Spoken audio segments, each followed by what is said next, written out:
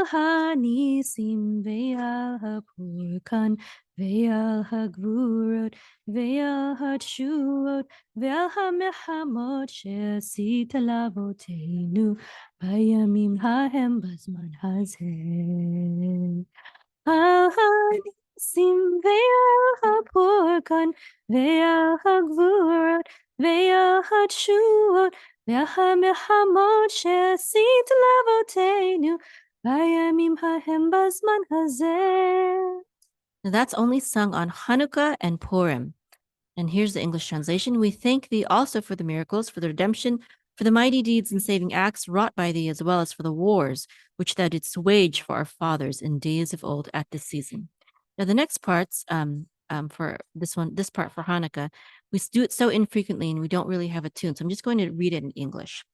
It says, in the days of the Hasmonean, Mattathias, son of Johanan, the high priest, and his sons, when the iniquitous power of Greece rose up against thy people, Israel, to make them forgetful of thy law and to force them to transgress the statutes of thy will, then didst thou in thine abundant mercy rise up for them in the time of their trouble. Thou didst plead their cause, thou didst judge their suit, thou didst avenge their wrong, thou deliveredst the strong into the hands of the weak, the many into the hands of the few, the impure into the hands of the pure, the wicked into the hands of the righteous, and the arrogant into the hands of them that occupy themselves with thy law. For thyself thou didst make a great and holy name in thy world, and for thy people Israel thou didst work a great deliverance and redemption as at this day.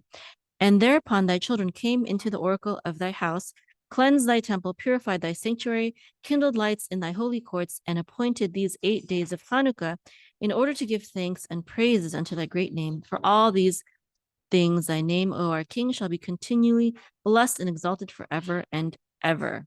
Now this is for Purim. Also, only going to do the English. In the days of Mordecai and Esther in Shushan, the capital, when the wicked Haman rose up against them and sought to destroy, to slay, and make to perish all the Jews, both young and old, little children and women, on one day, on the 13th day of the 12th month, which is the month of Adar, and to take the spoil of them for a prey. Then didst thou, in thine abundant mercy, bring his counsel to naught, didst frustrate his design and return his recompense upon his own head, and they hanged him and his sons upon the gallows. For all these things thy name, O our King, shall be continually blessed and exalted forever and ever.